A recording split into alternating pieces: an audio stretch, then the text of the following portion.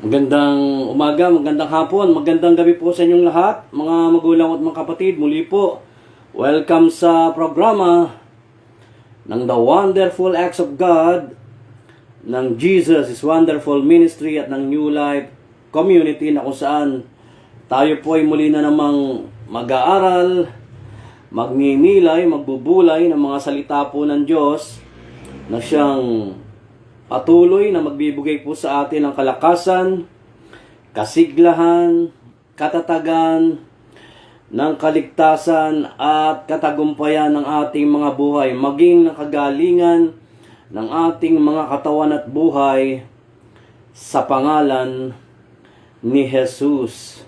At nawa po kayong lahat ay nasa mabuti pong kalagayan, mga magulang at mga kapatid, sa patuloy po ninyong pagsubaybay sa programang ito, sa tulong po at sa biyaya ng Diyos, sa pangalan ni Jesus. Bago po ang lahat, tayo po muna ay manalangin sa mandali.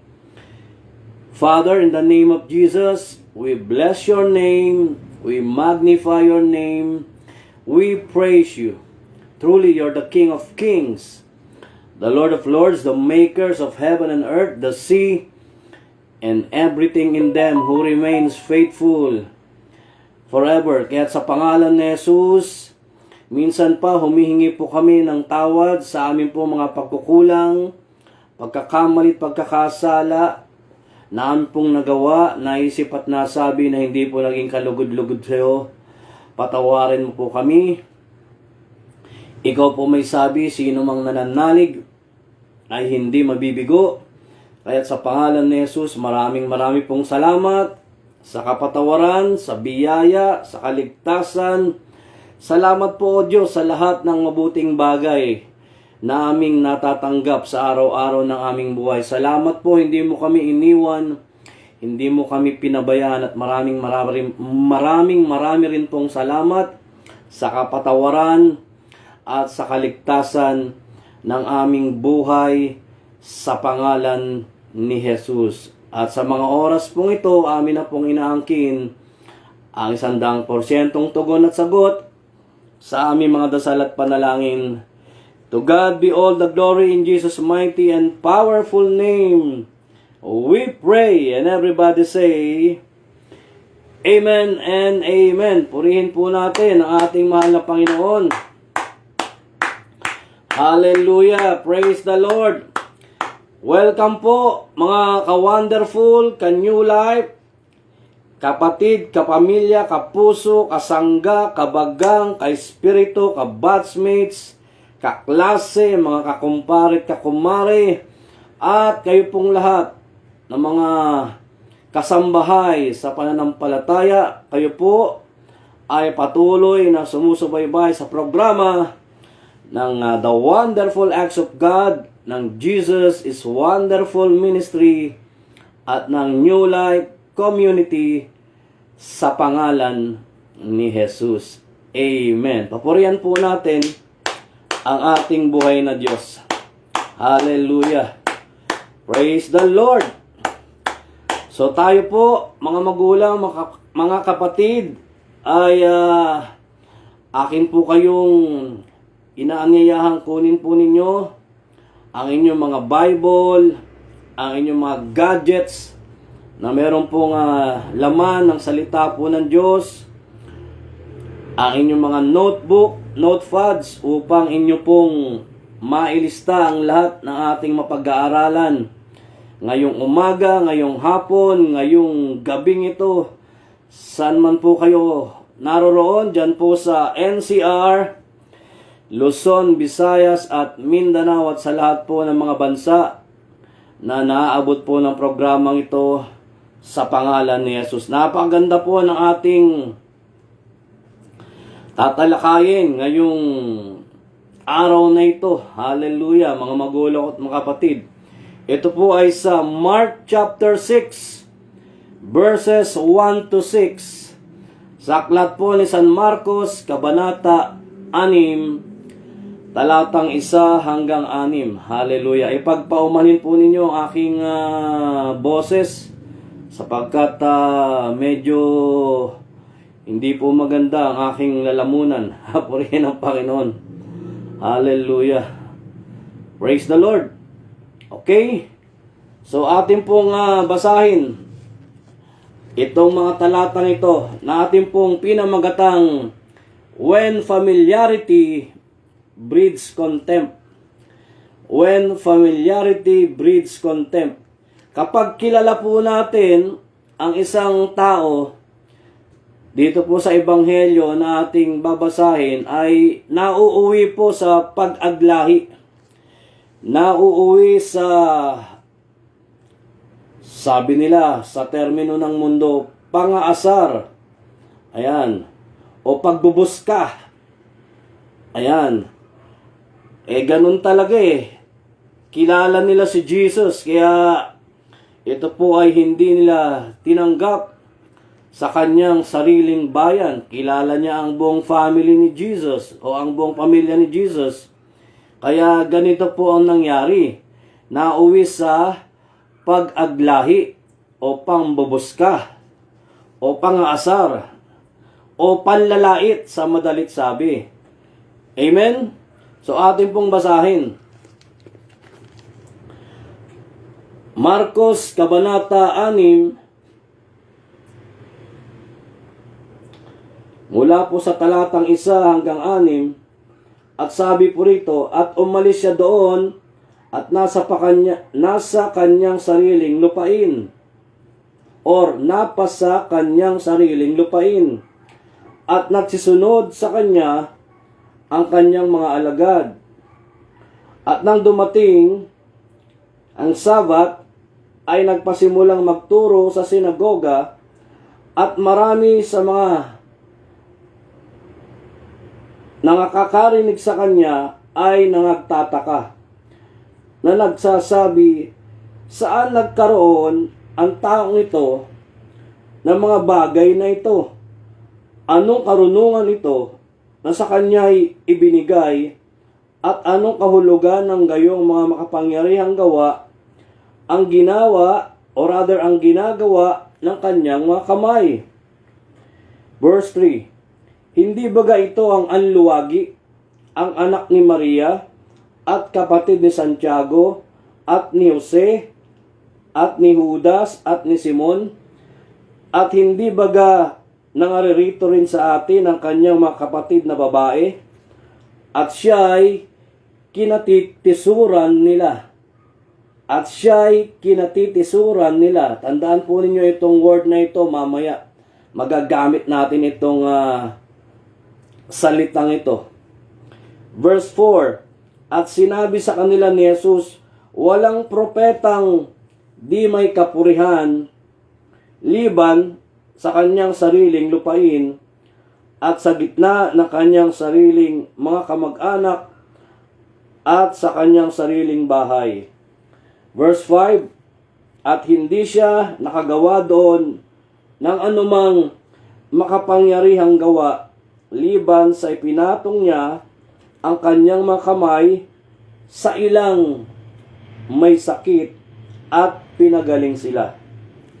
At nanggigilalas siya sa kanilang di pananampalataya, at siya'y lumibot na nagtuturo sa mga nayong nasa paligid-ligid.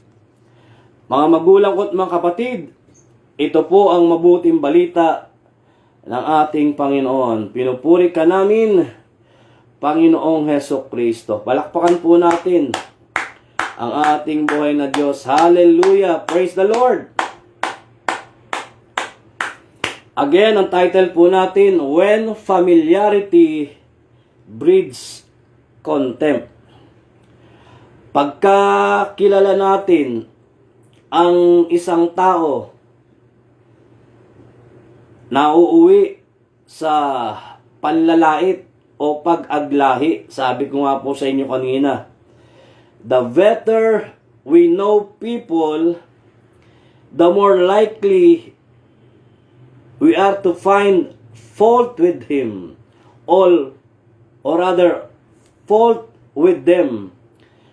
Pagka mas kilala natin o mas kilalang kilala natin ang tao. Talaga nga namang nauuwi ito sa paghahanap ng kamalian niya. We stop disrespecting them. Nahihinto tuloy sa kawalan ng pagrespeto sa kanya o sa kanila, and we dislike things about them.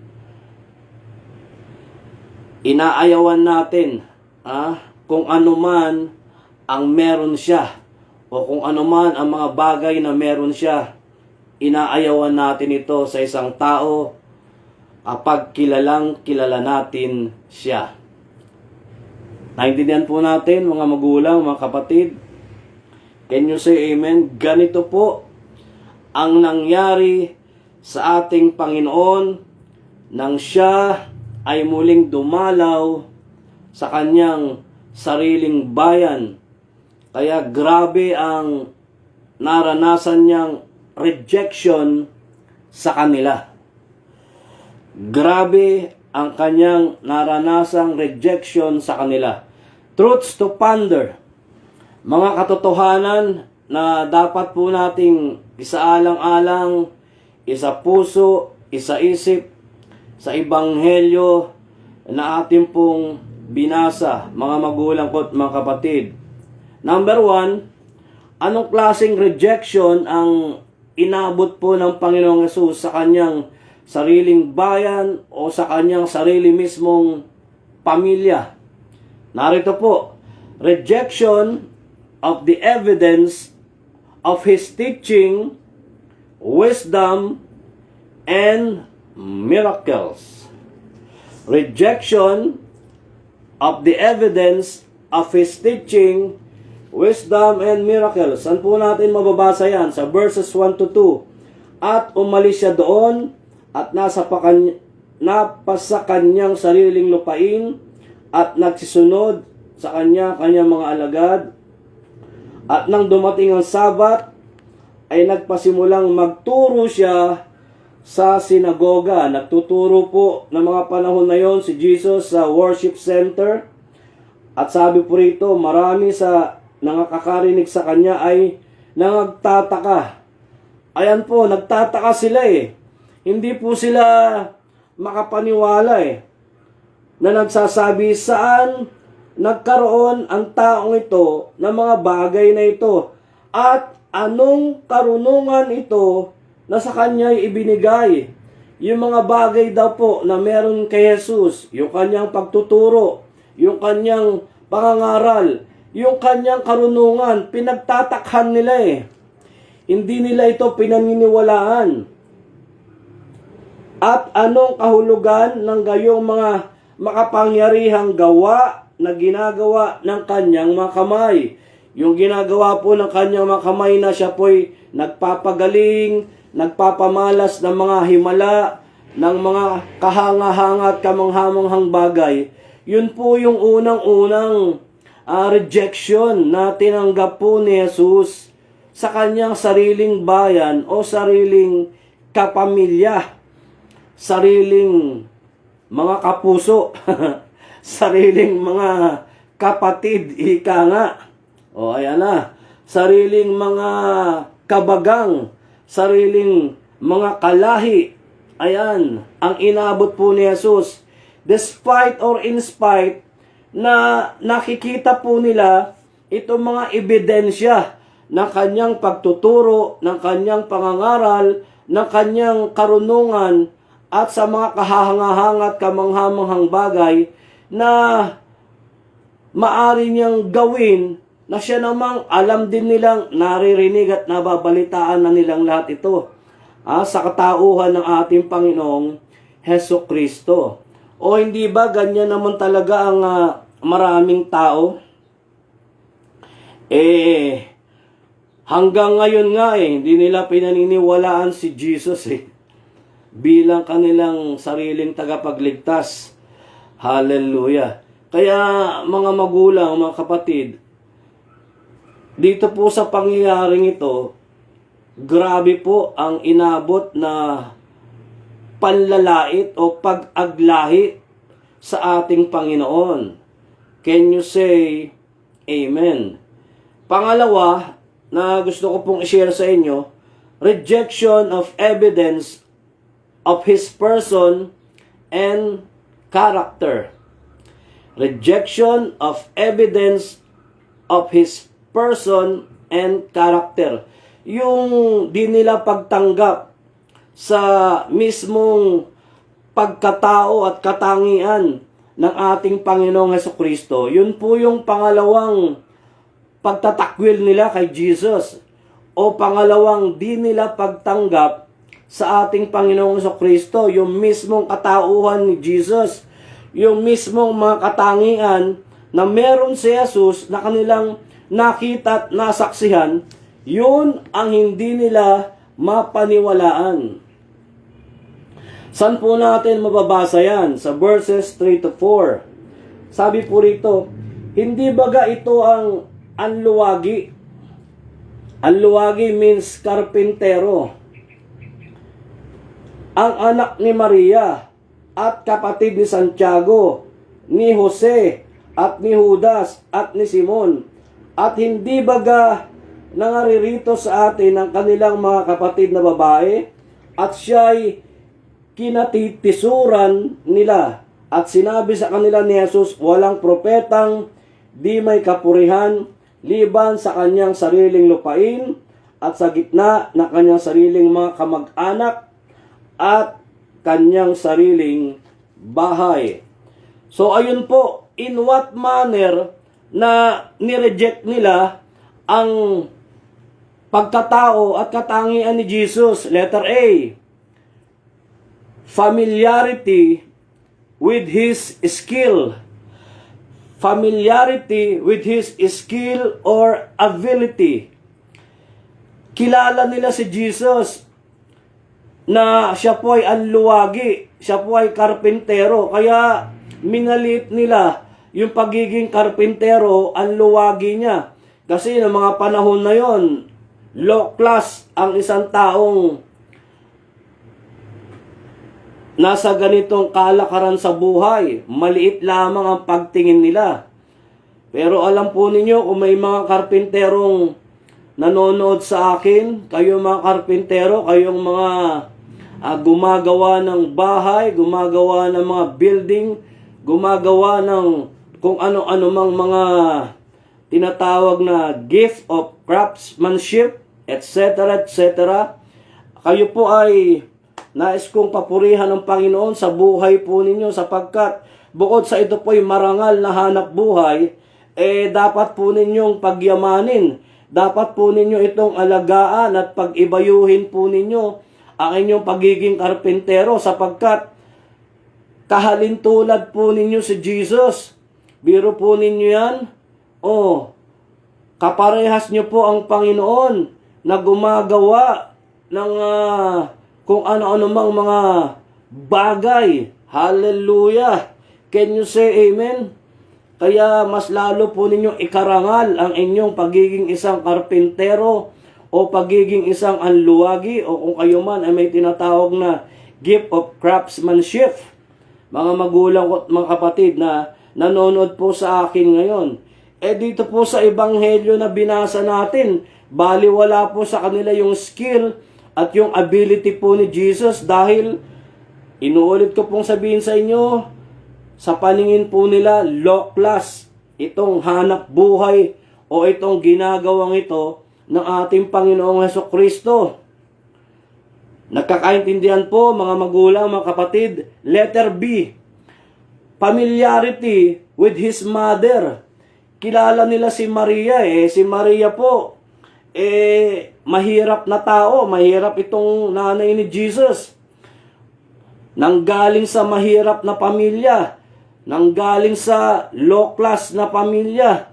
Nanggaling sa isang bayan na walang animoy mabuti o maganda sa bayang ito. Kaya mas lalong lumiit ang pagtingin nila kay Jesus, dahil alam nila at kilalang kilala nila ang kanyang ina.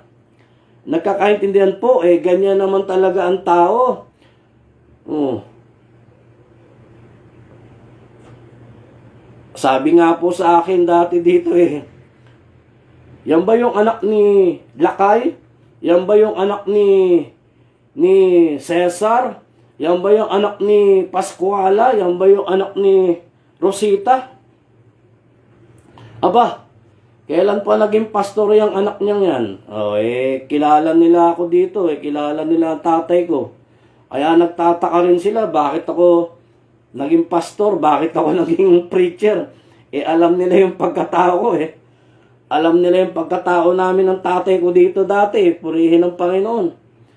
Kaya hindi rin nila ako mapaniwalaan na ngayon nangangaral at nagtuturo ng mga panahon na yon.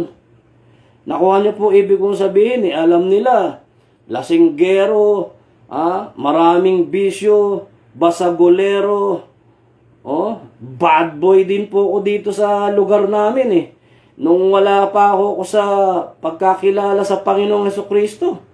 Kaya abot-abot din po ang pangbubuska, panlalait o pangmaliliit o pangliliit. Hallelujah. Sa buhay at pagkatao po namin ng mga panahon na yon. Pangatlo, letter C. Familiarity with his brothers. Ito mga kapatid ni Jesus na si James, na si Joseph, na si Judas, na si Simon, kilala rin po ng mga kababayan nila di ba? Yan ba yung kapatid ni, di ba? Yan ba yung brother ni ganito? O brother ni Mr. So and so? Di ba? Nakuha niyo po ibig kong sabihin, mga magulang at mga kapatid. Di ba sila yung magkakapatid na ganito o ganyan? Tama po, mga magulang. Amen.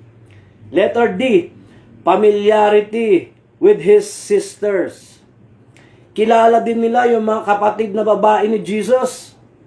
Na siyang binabanggit po sa Ebanghelyo na ating binasa. Yung mga bagay na yon, dahil pamilyar sila sa buong lahi, sa buong angkan, sa buong pagkatao ng pamilya ni Jesus, yung foster father niya na si Joseph, si Mary, and so on and so forth. Lahat po yun hindi nila binigyan ng pagpapahalaga. Bakit?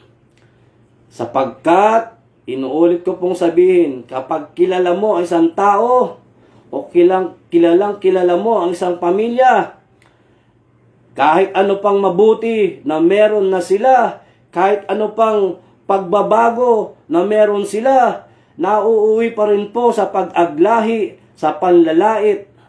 Nagkakaintindihan, mga magulang at mga kapatid. So dahil po dito, ano po ang nangyari? At ito po ang mas bibigyan ko ng mas maraming diin sa Ebanghelyo po na ating binasa. Okay? Sa verses 5 to 6. Listen to this. Sa verses 5 to 6, sabi po rito, at hindi siya nakagawa doon ng anumang makapangyarihang gawa, liban sa ipinatong niya ang kanyang mga kamay sa ilang mga may sakit, at pinagaling sila. At nang gilalas siya sa kanilang di pananampalataya, at siya'y lumibot na nagtuturo sa mga nayong nasa paligid-ligid. Hallelujah! Mga magulang, mga kapatid, again, ito ang bibigyan ko ng diin sa talatang 5 at 6 sa aklat po ni San Marcos, Kabanata 6. Pakisulat po ninyo ito. In the absence of faith, Jesus could not do mighty works in accordance with the purpose of his ministry. In the absence of faith, Jesus could not do mighty works in accordance with the purpose of His ministry. Dahil po sa kawalan ng kanilang pananampalataya, si Jesus po ay hindi nakagawa ng anumang mga mas kahanga-hanga o mas kagila-gilalas na mga bagay ayon sa kanyang panukala para sa kanyang ministeryo.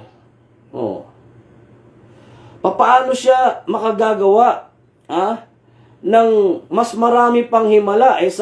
Sabi po rito sa ebanghelyo na binasa natin siya po ay nagpagaling lamang sa ilang mga may sakit. Yun lang po, ilan lang po ang kanyang pinatungan ng kamay. Ilan lang po ang kanyang pinagaling. Bakit po? Nang dahil sa kawalan ng pananalig, nang dahil po sa kawalan ng pananampalataya, nang dahil po sa kawalan ng paniniwala nila kay Jesus na maaari po sanang mas makagagawa pa siya ng mas makapangyarihang mga bagay para po mas ma-fulfill niya ang kanyang ministeryo o panukala sa pagtupad sa kanyang ministeryo, sa pagpapagaling, sa pagpapamalas ng mga kahanga-hanga at kagila-gilalas na bagay, hindi po ito naranasan ng mga tao. Dahil po, inuulit ko, sa kawalan ng paniniwalang tanggapin siya sa kanilang sariling bayan at sa kanilang mismo sariling pamilya. Nagkakaintindihan po ba tayo rito, mga magulang, mga kapatid? Nang gilalas pa nga po si Jesus sa verse 6, ano yung ipinanggilalas ni Jesus? Yung kawalan, yung kakulangan na kanilang paniniwala at pananampalataya sa Kanya. What is marvelous, it is not just that they do not believe in the face of the evidence. Ulitin ko po What is marvelous is not just that they do not believe Him, but they disbelieve. But they disbelieve in the face of the evidence. Ayan. Kinorek ko lang po yung nauna kong nasabi. Ang mas nakakamangha dyan o nakakagilalalas dyan na nangyari po sa sinabi ng Panginoon ay hindi lamang po yung hindi sila naniwala kay Jesus, kundi yung hindi sila naniwala na naroon na po yung mukha ng mga ebidensya. Naroon na yung nakikita nila mismo yung mga ebidensya. Hindi pa rin po nila pinaniniwalaan. So, dahil po dyan, less din ang pagpasok ng mga aral. Pag less yung pagpasok ng mga aral at hindi po natin tinatanggap halimbawa yung aral ng Panginoon mula sa banal na kasulatan, nangangahulugan lamang po, hindi rin tayo masyadong nagkakaroon o hindi rin tayo maaaring tumanggap ng mga karunungan, ng mga kaalaman buhat sa Diyos. Naintindihan po natin, mga magulang, mga kapatid, at gayon din po, pagka hindi natin tinatanggap mismo ang Panginoon at yung mga salita niya, hindi rin po natin mararanasan yung anumang kagalingan, yung anumang mga himala, yung anumang mga kahanga-hanga at kamanghamanghang bagay. Bakit? Ayaw natin tanggapin siya Ayaw natin kilalanin yung pagiging Panginoon niya, yung pagiging hari niya, yung pagiging tagapagligtas niya, yung pagiging healer niya sa buhay po natin. 'Di ba mga magulang, mga kapatid? yung pagiging savior niya sa buhay po natin. Yung pagiging mediator niya sa buhay po natin. Ano naman ang mararanasan nating mga kagilagilalas na bagay o makapangyarihang bagay, gayong hindi naman natin siya pinaniniwalaan, gayong hindi naman natin siya tinatanggap, lalong-lalo na yung kanyang mga salita. Nga po tayong lahat dyan. Nagkakaintindihan po mga magulang, mga kapatid, ganyan po ang inabot ng mga taong ito. Hallelujah. Sa Diyos po lahat manggagaling ang lahat ng mabuting bagay na gusto po nating maranasan sa ating buhay. Sa Diyos po lahat yan Siya ang source ng lahat ng bagay sa pamagitan at sa katauhan po ng ating Panginoong Kristo. Pag hindi po natin siya tinatanggap, hallelujah, mga magulang, mga kapatid, hindi po natin pinaniniwalaan yung mga salita niya, gayong napakarami na pong ebidensya, nakikita po ng mga tao, mukhaan mismo, yung pagpapalaganap ng mabuting balita ng Diyos. Hallelujah! Paano po tayo makakaranas ng anumang mabuti galing sa Diyos? Hindi naman natin siya tinatanggap. Hindi naman natin sinasampalatayanan ng kanyang salita. Sa kangkungan po lahat tayo mauuwi niyan. Nakuha niyo po, ibig ko sabihin, mga magulang, mga kapatid. Sabi nga po sa Hebreo 3:2. Tingnan po ninyo ang nakasulat dito. Ang tindi-tinding talata nitong supporting verse na babanggitin ko sa inyo. Kapag hindi po natin tinatanggap si Jesus at yung salita po ng Diyos, ano po sabi ng Hebreo 3:2, mga magulang?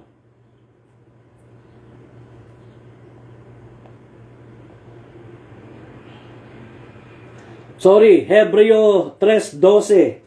Hebrew 3:12. Sabi po rito, magsipag-ingat kayo mga kapatid. Baka sakaling mayroon sa kanino man sa inyo ng isang pusong masama na walang pananampalataya. Alam nyo pala, mga magulang, mga kapatid, pag ang tao pala walang pananalig, walang pananampalataya, walang paniniwala sa Diyos, ang Bible po may sabi, ang Diyos mismo may sabi, isang pusong masama. Meaning to say, sa harapan ng Diyos, masama po ang isang tao. Nagiging masama ang isang tao kapag siya ay walang pananampalataya. Ituloy natin, na naghihiwalay sa inyo sa Diyos na buhay. At yun po pala ang isang nakapaghihiwalay din sa Diyos. Kita nyo? Basahin natin sa English. Take heed, brethren, lest there be any of you an evil heart of unbelief. An evil heart of unbelief in departing from the living God. Naalalayo po ang tao sa Diyos pag hindi po siya sumasampalataya, pag hindi po siya naniniwala sa Diyos, pag hindi po siya naniniwala sa ating Panginoong Kristo at sa salita ng Diyos.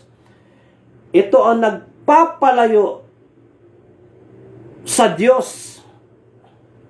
Nakuha po natin, mga magulang, mga kapatid. Sabi ko nga sa inyo, tandaan nyo yung word na katitisuran. Bakit ganito ang kanyang inabot sa mga sariling kababayan niya at kapamilya niya? Jesus was certainly a stone of stumbling to them because of their unbelief. Jesus was certainly a stone of stumbling to them because of their unbelief. Kasi ang tingin nila kay Jesus ay batong katitisuran. Natitisod sila kay Jesus. Yun ang kanilang tingin. Yun ang kanilang pananaw. Buhat pa yan sa lumang tipan Ganun na ang tingin nila Isaiah 8:14. Basahin po natin. Isaiah 8:14. Open your Bible. Yun ang paniniwala nila eh. Katitisuran siya eh. Isaías 8:14. Ano po sabi rito? At siya'y, ito po yung prophecy ha. At siya'y magiging pinakasangtuaryo, ngunit pinakabatong katitisuran at pinakamalaking batong pangbuwal sa dalawang sambahayan ng Israel na pinakabitag at pinakasilo sa mga nananahan sa Jerusalem. Sa lumang tipan pa lang yan ha. Basahin natin sa bagong tipan. Saklat naman ng Roma, Kabanata 9, talatang 32. Ano sabi rito sa salitang katitisuran? Roma 9:32 hanggang 33. Sabi po'y ganito, bakit? Sapagkat hindi nila hinanap sa pamamagitan ng pananampalataya. Hindi raw po nila hinanap ang Panginoon Diyos o ang Panginoong Jesus sa pamamagitan ng pananampalataya, kundi nang ayon sa mga gawa. Sila'y nangatisod sa batong katitisuran. Sila'y nangatisod sa batong katitisuran. Sino po yun? Wala pong iba kundi si Jesus. But listen to this. Sabi sa verse 33, gaya ng nasusulat, narito, inilalagay ko sa Sion ang isang batong katitisuran at batong pangbuwal, at ang sumasampalataya sa kanya'y hindi mapapahiya. At ang sumasampalataya sa kanya'y hindi mapapahiya. So huwag po nating gayahin ang ginawa nilang ito sa ating Panginoong Jesucristo. Can you say amen? In what manner? We will change the positive, or rather, the negative into a positive and active reaction. Yung ginawa nilang negatibo sa ating Panginoong Jesucristo, na siya ay naging katitisuran, hallelujah, sa kanila, na hindi nila ito tinanggap, hindi nila siya pinaniwalaan, babaguhin po natin yun. We will change the negative into an active or into a active or positive reaction. Can you say amen? Baguhin natin. Kailangan maging positibo tayo. Kailangan maging aktibo tayo sa ating pananalig, sa ating pananampalataya sa Diyos, sa ating paniniwala sa Diyos. Yun dapat ang gawin natin. Gusto mo ng himala, gusto mo ng makapangyarihang bagay galing sa Diyos na buhay, mga magulang at mga kapatid, pagbabago ng buhay, usaping pangkaligtasan, usaping pang pananampalataya, usaping ang Diyos ay makagagawa sa iyo ng kagalingan, ng kalakasan, ng kasiglahan, ng katatagan, ng kaligtasan o katagumpayan ng buhay. Ano ang dapat mong gawin?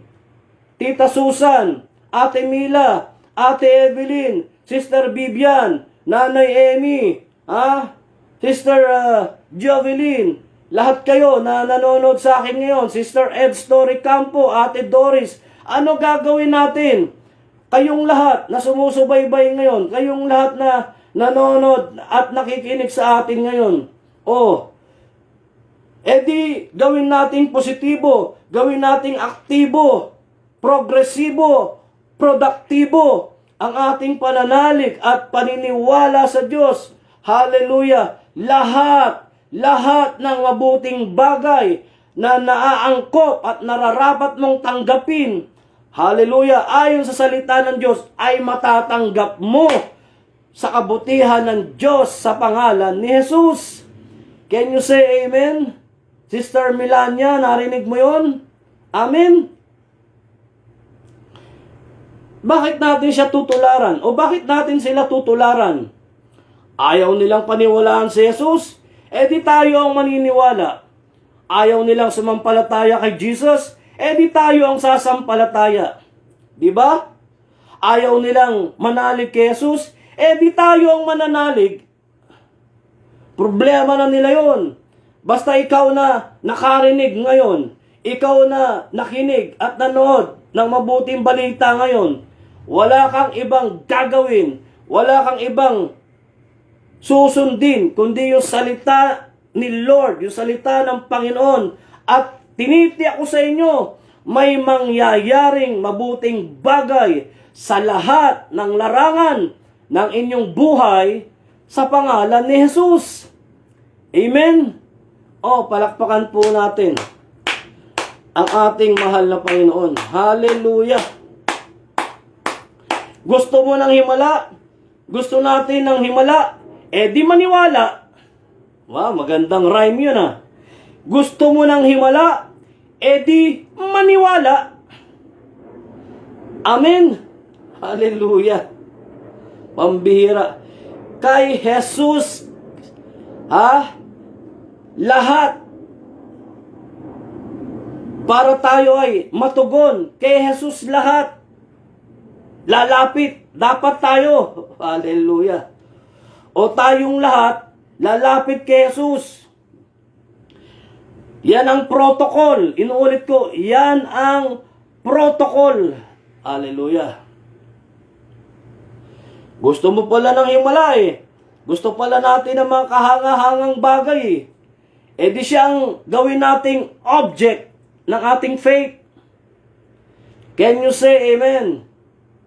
Purihin ang Panginoon. Ano sabi ng Mark 11:22-24? Inuulit ko, siya ang gawin mong object of your faith. Wala na pong iba. Hallelujah. Papaano magpapamalas si Jesus Christ ng anumang mabuti sa kanyang sariling bayan? Gayong puro panlalait, pambubos ka, pag-aglahi ang kanyang tinanggap. Di walk out ka nun, di ba? Halimbawa, ikaw, di ba? Nagpunta ka sa isang tawag dito, inaniyahan ka sa isang gatherings. Pagdating mo dun, katakot-takot na pangaasar, katakot-takot na pambubos ka, katakot-takot na panlalait. Hindi nila alam, gusto mo maging blessing sa kanila. Purihin ang Panginoon. Di dahil doon, baka mapilitan ka rin mag-walk out. O baka mag-walk out ka talaga. Hallelujah. Di ba? Nakuha niyo po ibig ko sabihin, mga magulang, mga kapatid. Walk out ang inabot ni Jesus. Bagamat, iilan lang ang kanyang pinatungan ng kamay, iilan lang ang kanyang pinagaling. Kaya, inuulit ko, mga magulang, mga kapatid, si Jesus ang gawin mong object ng iyong pananalig at ng iyong pananampalataya. Bigyan natin ng supporting verse. Sabi ng Mark 11:22-24. Ang sabi po ay ganito. Mark 11:22-24. At pagsagot ni Jesus ay sinabi sa kanila, magkaroon kayo ng pananampalataya sa Diyos. Magkaroon kayo ng pananampalataya sa Diyos. 23. Katotohanang sinasabi ko sa inyo, ang sino mang magsabi sa bundok na ito, mapataas ka at mapasugba sa dagat, at hindi mag-alinlangan sa kanyang puso, kundi manampalataya na mangyayari ang sinabi niya, ay kakamtin niya yaon. Ay kakamtin niya yaon by faith. Hallelujah. Through faith. With faith. Verse 24. Kaya nga sinasabi ko sa inyo, ang lahat ng mga bagay na inyong idinadalangin at hinihingi ay magsisampalataya kayo na inyong tinanggap na at inyong kakamtin. Hallelujah.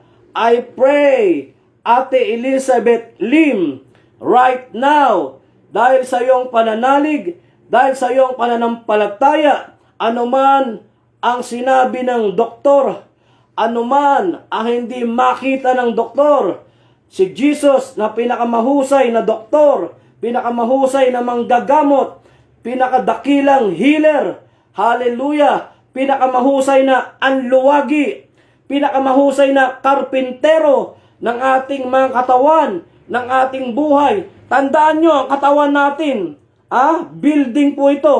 Ito po ay building, ito po ay templo, hallelujah. Ang nakatira dyan ay Holy Spirit. Kaya sa pangalan ni Jesus, I declare healing, I declare miracles, I declare signs, wonders, salvation, protection, new life. As you believe in Him, as you have faith, trust in Him. Hallelujah. Praise the Lord. Can you say amen? Hallelujah. Purihin ka, Panginoon. Kaya mga magulang, mga kapatid, maniwala po tayo. Paniwalaan po natin si Jesus. Paniwalaan natin ang salita ng Diyos. Wala na pong authority sa buhay na ito, kundi ang Word of God. Authoritative po ang salita ng Diyos. Authoritative po ang salita ng Diyos. Makapangyarihan po ang salita ng Diyos. Kaya kinakailangan po natin itong paniwalaan. Kinakailangan po natin itong panaligan.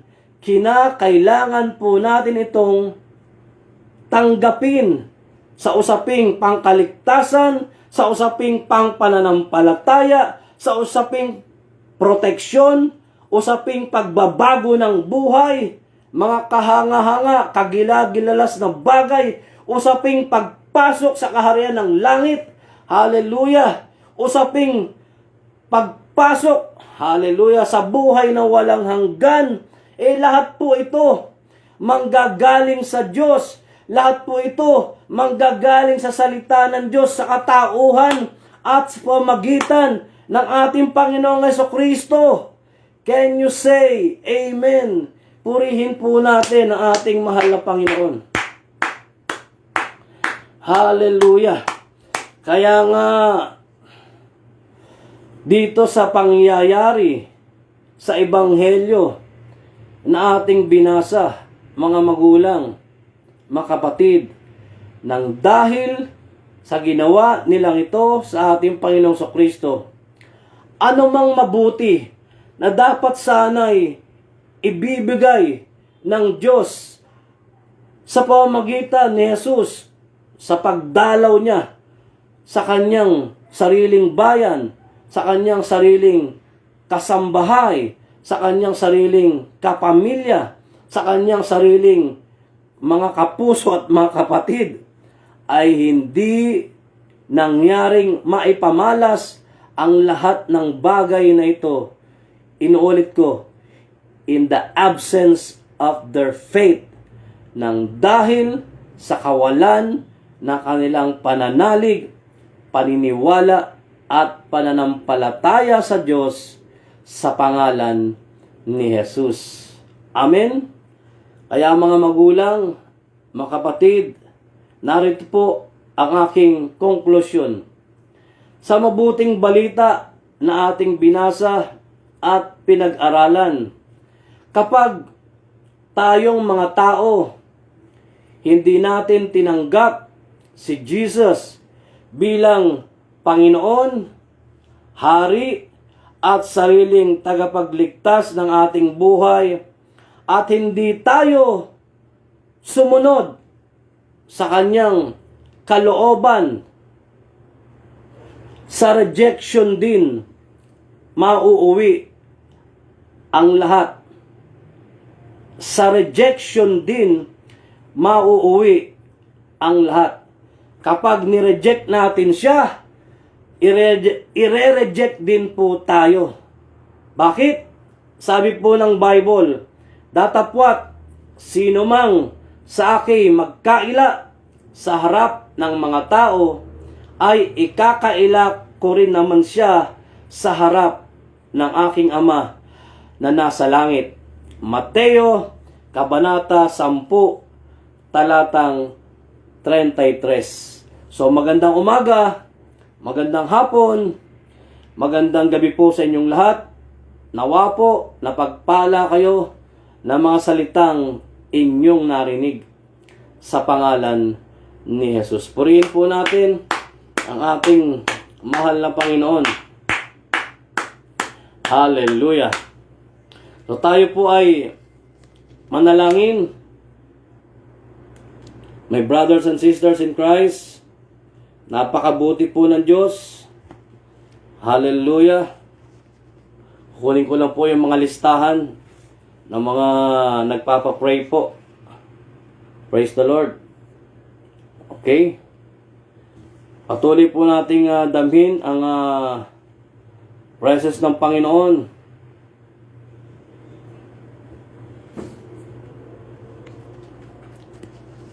Lahat po tayo ay kinakailangang maniwala.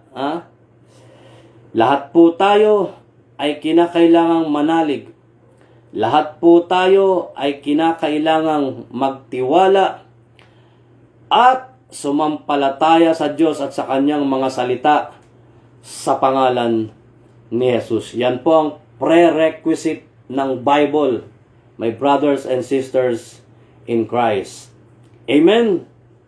Let us pray. Father, in the name of Jesus, muli po kaming lumalapit sa iyo. Patuloy ka po naming niluluwalhati, dinadakila. Pinararangalan ka po namin sa aming buhay na ikaw po ang Diyos na makapangyarihan sa lahat. Diyos na siyang makapagliligtas para sa amin. Diyos na nagbibigay ng anumang katotohanan na dapat naming tanggapin sa aming buhay. Kaya narito po ang lahat ng mga nanonood at nakikinig po sa akin, dyan po sa NCR, Luzon, Visayas at Mindanao, sa lahat po ng mga bansa na naabot po ng programang ito, sa lahat po ng mga nagla-like, nagsishare, nagko-comment, I pray, dearest Jesus, stretch forth your hand through all of them, to all of them, in cures, signs, wonders, and miracles to be worked in the holy servant name of Jesus. Patuloy mo po silang sangkapan ng iyong presence, ng iyong power, ng iyong authority, na sa ganun po, O Lord, matanggap po nilang lahat, naming lahat, ang pagiging hari, ang pagiging savior mo, ang pagiging healer mo,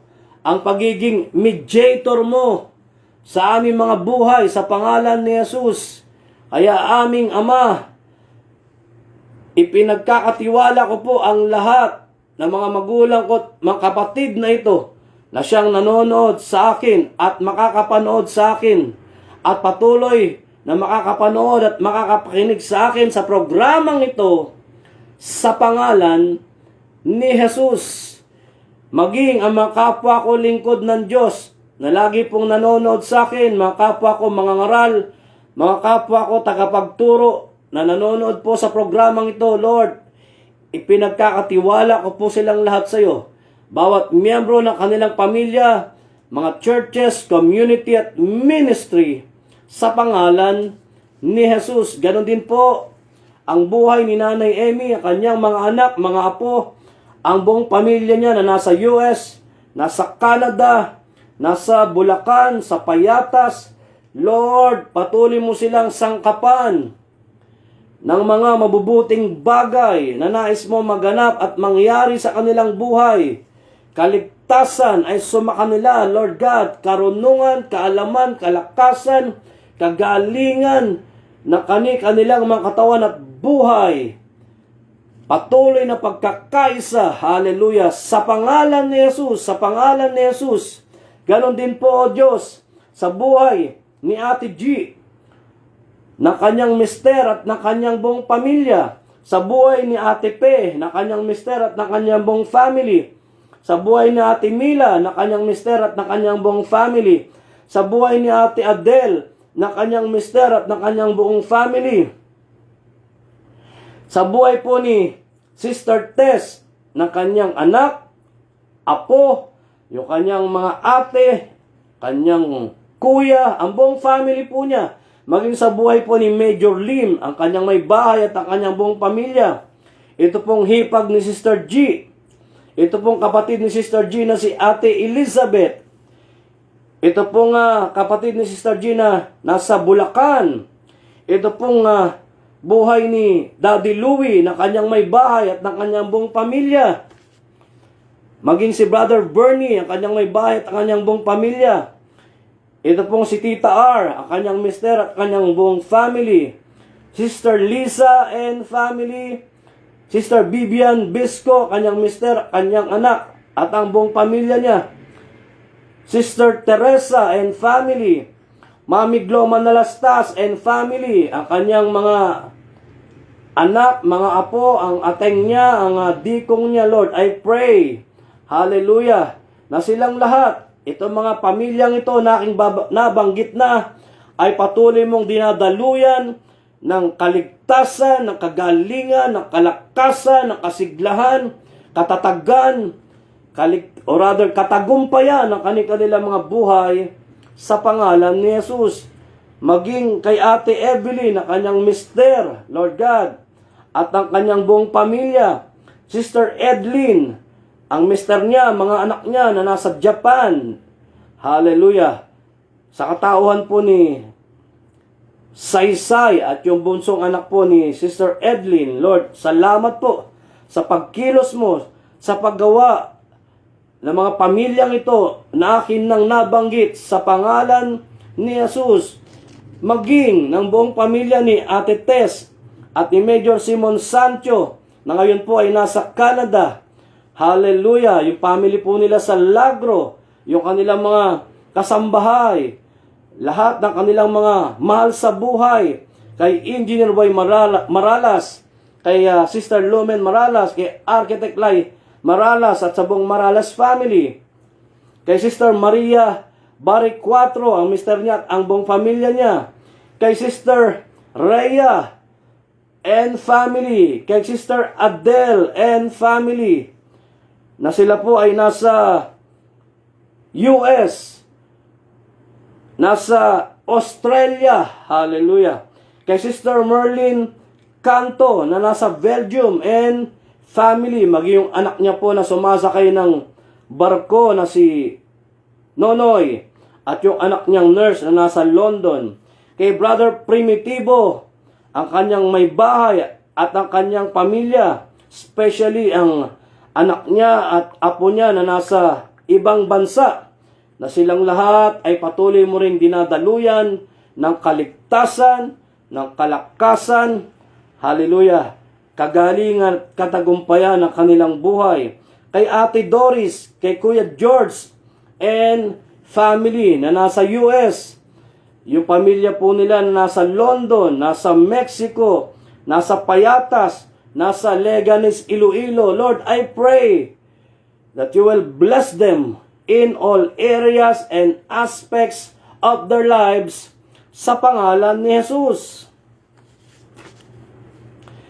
Maging kay Sister Ann Cosme Clemente, ang kanyang mahal na ina, ang kanyang mister na si Brother Rio na nasa Qatar, ang kanyang mga kapatid, ang kanyang mga anak, Lord, patuloy na katatagan at kalakasan ay sumakanilang lahat, katagumpayan ay sumakanilang lahat sa pangalan ni Jesus. Kay Brother Robert Cabagnot, Sister Sheila Cabagnot and family, yung business po nila, yung negosyo po nila, Lord, patuloy mo itong pagyamanin, palakihin, paunlarin upang maging blessing po sila sa kanilang family, sa kanilang kapwa, sa community, sa church, na kanilang kinabibilangan sa pangalan ni Jesus.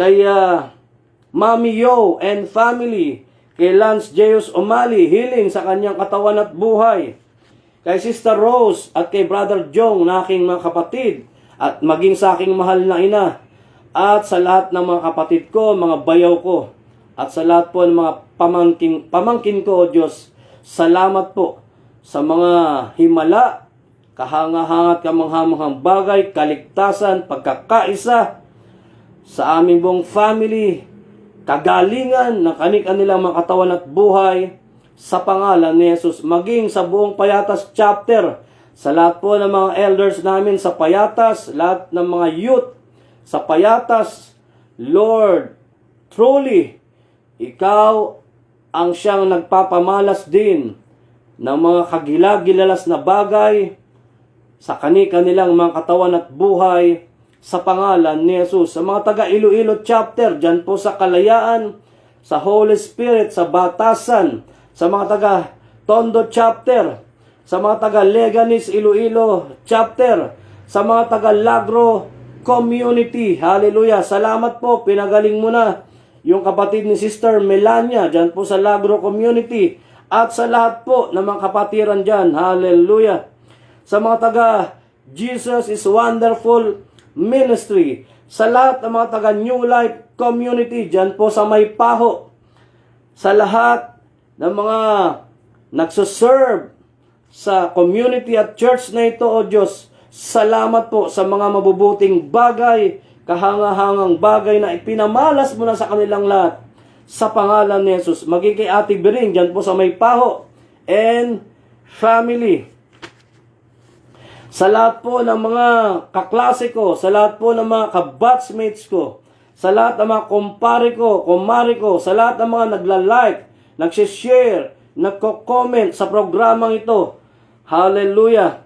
Sa lahat ng mga nagsisipag-aral sa discipleship, Lord, sa panguna ni Sister Jessa, sa buhay din po ni Brother Elmer Paboriques, Sister Nene Pascual, na siyang katuwang ko po sa social media ministry, at sa buong family po nila, maraming pong salamat sa pagtugon mo rin po sa kanilang mga buhay.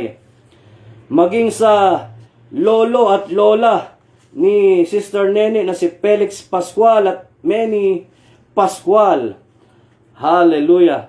At sa bawat pamilyang Pilipino na sumusuporta, na lagi pong nanonood at nakikinig sa programang ito, maging sa bawat pamilyang Pilipino, saan man po sila naroroon, sa lahat ng mga bansa na kanilang kinabibilangan. Lord, I pray that your divine intervention, divine salvation, divine protection ay sumakanilang lahat, saan man sila naroroon, sa pangalan ni Jesus. Lalong-lalo na po, O Diyos, itong kaguluhan sa gitnang silangan, sa kaguluhan sa lahat ng mga bansa, sa aming pong bansa, sa usapin ng West Philippine Sea, at anumang usapin, Lord God. Hallelujah. Yaon lamang nawang naangkop at nararapat na mangyari ang siyang matupad at maganap sa bawat pamilyang Pilipino, na iyo pong gamitin ng aming mahal na Pangulo, pangalawang Pangulo, lahat po ng mga namumuno sa lokal at nasyonal, at sa lahat po ng mga gabinete. Lord, I pray, dearest Jesus, na ikaw po ang siyang magpala sa mga leaders namin ito. Sangkapan mo silang lahat ng iyong presence, ng iyong power, ng iyong authority, superiority, supremacy, at sovereignty, sa pangalan ni Jesus. Kaya aming Ama, marami pong salamat sa lahat ng tugon, sa lahat ng sagot sa aming mga dasal at panalangin ito. Tunay nga po, all of us are blessed, redeemed, saved, more than conquerors, triumphant, victorious, gifted, accepted, blessed, and most especially, all of us are valued and loved by your God, in the mighty and powerful name of Jesus. Kaya maraming salamat, Ama, sa lahat ng mabubuting bagay na amin na pong tinanggap sa aming mga buhay. Mula sa iyong mga salita, na ikaw po ang may sabi, As the scripture says, anyone who has faith will never be put to shame. So thank you, Father God, for being so nice, so good, and so true to your promises. We all ask this again in Jesus' mighty and powerful name. We pray with the fellowship of the Holy Spirit, one God, forever and ever. And everybody say, Amen and Amen. Praise the Lord. Hallelujah. Thank you, Lord. Batchmates, Antonio de la Paz, yan, acknowledge po natin yan. Dahil busy po lagi niyang, ito pong ating batchmates na ito, kaibigan natin, si Brother Tunying. Maraming salamat sa iyong pagsubaybay, Brother Tunying. Batchmates Tunying, hallelujah, praise the Lord. At sa inyo pong lahat, mga magulang, mga kapatid, na lagi pong nanonood at sumusuporta sa gawain ito, marami pong salamat sa inyo pong lahat. Meron po tayong sabayang pananalangin, mga magulang, mga kapatid, tuwing alas 10 po ng umaga, alas 3 po ng hapon, 9:30 po ng gabi. Kung gusto po nyong sumabay sa amin sa naturang oras na ito, kasama na po ang mga kapwa ko po, leaders at elders sa aming community at ministry, sa katauhan po ni Sister Lumen, ni Sister G, sa lahat po ng mga nag-undergo po ng discipleship. Hallelujah. At sa lahat po ng members at sponsors ng komunidad at ministeryong ito, welcome po kayong lahat na sumabay, my brothers and sisters in Christ. Hallelujah. At patuloy nyo lang pong subaybayan ang programang ito, mga magulang, mga kapatid. At nais ko rin po itong banggitin sa inyo, meron po tayong YouTube channel. Mag-subscribe po kayo. The Wonderful Acts of God, Jesus Wonderful Ministry. At ganoon din po sa ating FB page, The Wonderful Acts of God, Jesus Wonderful Ministry. Mag-follow po kayo. Purihin po ang Panginoon. At nalalapit na po ang anibersaryo. Na-postpone po ng August 10, kundi sa August 24 na po ito magaganap. Sa mga darating na araw ko na lang po ito bibigyan ng mas matinding anunsyo. Okay? August 24, 2024 ang anniversary po ng Jesus is Wonderful Ministry. Hallelujah. Purihin po natin ang ating mahal na Panginoong Hesus. At kung gusto niyo po kaming imbitahan na makapunta po sa inyong church, community, ministry, sa inyong lugar, sa inyong pong bayan, sa inyong pong mga tahanan, mag-message lang po kayo sa amin.